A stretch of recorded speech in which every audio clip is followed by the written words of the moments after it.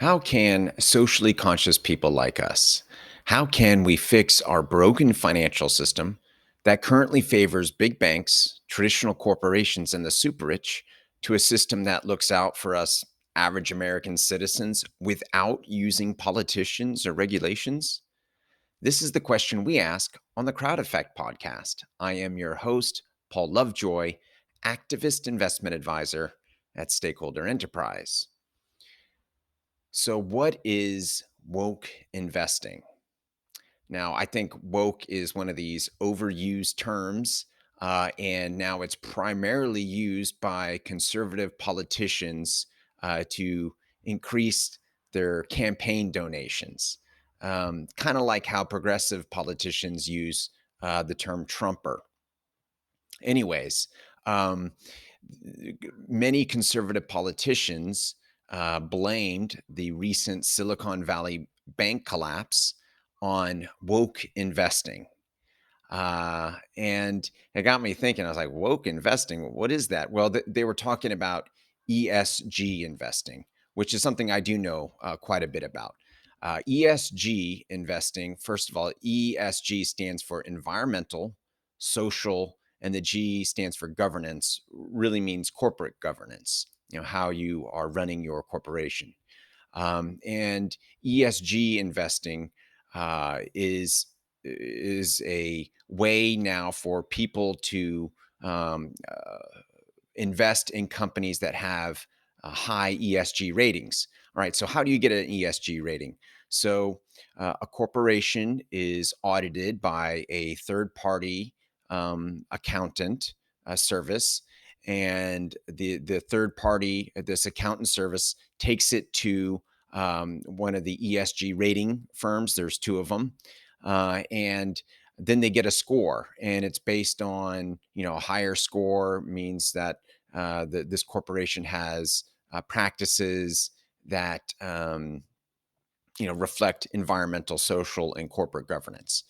Um, Now, there are these ESG funds, which are comprised of companies with high ESG ratings, and the ESG funds are are managed and formed by investment bankers, firms on Wall Street. And so they sell these or trade these ESG funds on the stock market, and anybody can go ahead and buy an ESG fund. Okay, so what companies are in these ESG funds? Well, not probably, the most common company, the one that is in the most amount of ESG funds and the highest concentration is the Apple Corporation. And I understand why. They have a high ESG rating because they donate millions of dollars to disaster relief. They have equal pay among their employees. They are at the top of the list when it comes to water conservation and carbon footprint and so forth. And so Apple has this high ESG rating. Now, but is Apple, a socially responsible corporation, and is ESG investing um, actually doing any good? Is it creating a positive impact on the planet? Is it changing anything? Making corporations a better place to work at and to be a part. Sort of.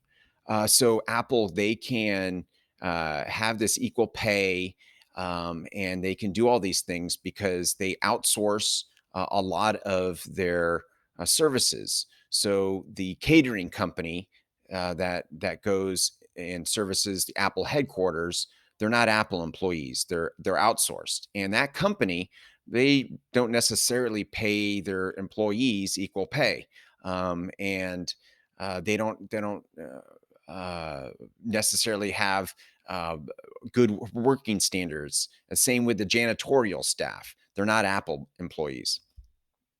And a lot of these tech firms, which the tech firms are largely You look at an ESG fund and the companies, it's very heavy loaded with tech companies. So they do a lot of outsourcing. Now, I don't think outsourcing is socially responsible. I think that is something that will boost your profits and bottom line, and that's what a publicly traded corporation has to do. That's what they're required to do. So the outsourcing is something that's going on with Apple and really all corporations, but they maintain a higher ESG rating because they're outsourcing a lot of their work to other. The janitorial, and it makes Apple look a lot better for the rating.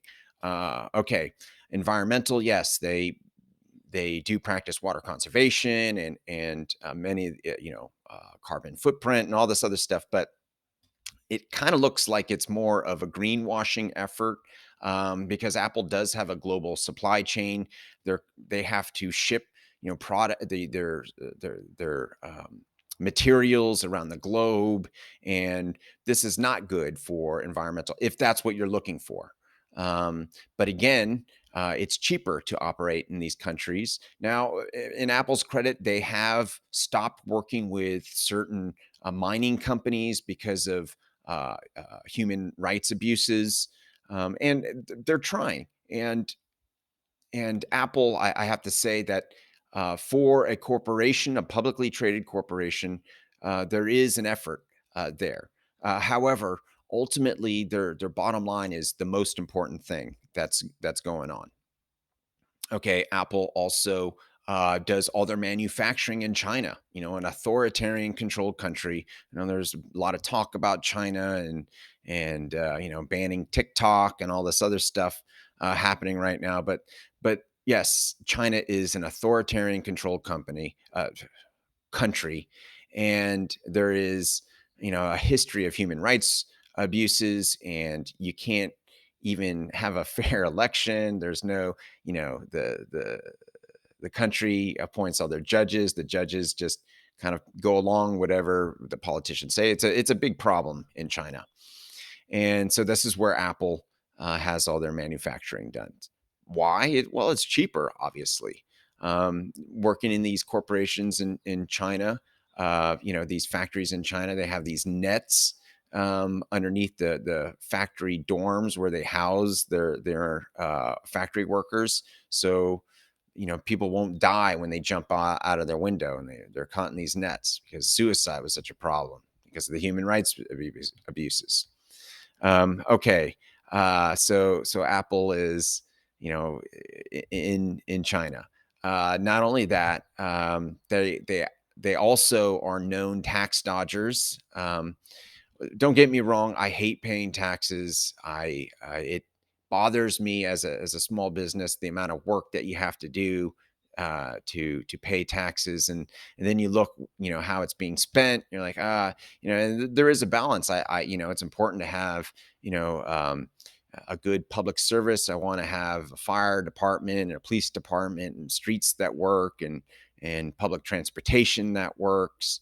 But to a certain, where's the balance? It doesn't always seem like it's there. So, feeling very uncomfortable paying taxes. So I get what Apple does, but 90% of their profits are held in foreign countries, particularly Ireland, and they don't pay taxes on 90%. This is hundreds of billions of dollars that they don't pay taxes on.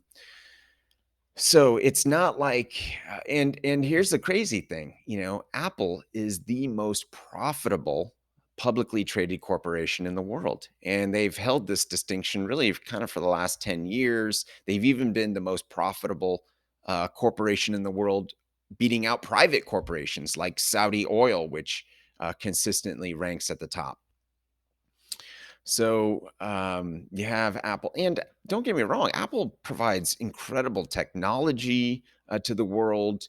The iPhone has changed, everything. People now are filming abuses that happen. George Floyd. That tragedy was filmed with an iPhone. So it's not like, I can't say that Apple is an evil corporation. There is no such thing as an evil corporation. Corporations are just simply fulfilling their purpose, and their purpose is profit, and they're under this constant pressure to raise their share price every quarter, and so this is what you have. Now, ESG, is that woke? I mean, what was Silicon Valley even engaging in ESG investing? Not really. They were buying government treasury bonds. That's what got them in trouble. They were buying these treasury bonds, thinking it was safe, but the, the bonds. And this was back in. They were buying it back in 2020 when interest rates were super low. And so they were buying these bonds at super low interest rates. Then inflation happened, and now all of a sudden the bonds are worth way less because of inflation. And if you had to sell one of these bonds, no one would buy it at full price, so you'd have to sell it at a deep discount. And when tech companies started to slump, recently, winter 2022, fall 2022, and winter 2023, tech companies, they needed to take money out of Silicon Valley Bank, and in order to cover their withdrawals, they had to sell these bonds at this deep discount, and they had to disclose it, and then the bank run happened. So was it caused by woke investing? No, absolutely not. It's just a way to get your clip on social media, and to ignite this anger and this outrage to drive people to donate to their campaigns. Okay, so if ESG isn't actually impact investing, and it's not, and it really doesn't serve, it's kind of greenwashing. It's making people feel like they're doing good without anything actually good happening. I guess a little bit, just being aware of your own practices, I think, is helpful. But it's not the game changer. It's not going to ultimately change corporations. Apple could, um, not manufacture in China. They could do all this stuff, and they'd still be really profitable. They wouldn't be the most profitable corporation in the world, that's for sure. So, that's Apple. So, what can regular Americans do to prevent a Silicon Valley Bank disaster, or any banking crisis, or corporate investing in our economy that doesn't promote this corporate bottom line investing? And this doesn't want to be woke investing. There has nothing to do with. Uh, First of all, woke was originally meant to be a term used to say that you're aware of social injustice. And if that's all the movement was, mission accomplished. The problem with uh, this woke movement was that it was trying to shame and blame and deplatform people with a different point of view. Now, I know conservatives are, they say cancel culture and things like. Well, cancel culture, this is not a new thing. Give me a break. Conservatives were canceling um, progressives and liberals, back in the 50s with McCarthyism, and that was being done through actual government, and they were blacklisting people. They're canceling a lot of the entertainment industry. Same thing. It just reversed. And that was, it wasn't called culture. It was called McCarthyism. So it's not a new thing. It hasn't. Progressives didn't invent, cancel culture. Evangelical conservatives, they've been canceling, entertainment shows on TV, since the beginning of TV. Anything that they felt was offensive, that they would try to cancel it. So cancel culture isn't a progressive thing and it isn't a conservative thing. It's just a thing, We want to ban things that we don't agree with. Well, the world doesn't work like that. The world works with supply and demand. And if there's a demand for programming that you may feel is offensive, then there's going to be a supply for it, no matter what you do or what you try. If there is a demand for speakers that have a different viewpoint than you do, well, there's going to be a supply for that. And it doesn't matter what you do. You take them off Twitter, you ban them from Twitter. What are they going to do? They're going to build their own platform, Truth Social now. I mean, so it's banning. It doesn't work. It's supply and demand is too powerful. Um, this is we talk about the law of gravity, scientific law. Well, there's a law of supply and demand. You can't. Um, it's like gravity. You want to talk about follow the science. Well, let's follow the science, supply and demand. The same thing, we have, and I'll talk about this tomorrow, but we have a large supply of regulations because there's a demand for that. Well, let's eliminate the demand. If you don't like offensive um, things people are saying, then eliminate the demand for that. Okay, that's very difficult, easier said than done, but that's the cure. Anything else is just a treatment, and how effective that treatment is, you know, probably not so if you look at history. So what can us average Americans do to actually prevent a Silicon Valley Bank disaster? Well, as I've talked about it before, you can put your money into a credit union. They're nonprofit. They don't have this pressure of constantly trying to increase their quarterly revenues and increase their profits every quarter. Instead, they pump the revenues back into the credit union for community services. Not only that, it's this centralization of wealth and power. And you put your money into a credit union, they're smaller, they're community based, and it's dispersed all over the place. So you have dispersed wealth, dispersed power. There's not this too big to fail situation going on. All right, and they have their own insurance happening as well. Just like it's not the FDIC, it's their own credit union thing. Um, so that's the first option. Second option is okay. Um, what about these corporations and making an economy that works for everybody? Well, we need to be able to invest in the ground floor of companies. This is capitalism. It's taking your capital, your money, and putting it into a venture or a project to earn a profit. That this is the root of capitalism, is investing. It's investing your money, your time, your labor, and your labor you're paying with money. So investing, this is at the root of it. Well, us average Americans up until 2015, we were completely locked out of being able to invest in the ground floor to create companies. Uh, Things changed. In 2004, the general public was allowed access to this private market via crowdfunding, which has absolutely changed the rules of the game. Um, you know, it, Money controls politics. You see that. You have these large corporate donors, you have lobbyists, all this stuff, and the political influence they have is massive.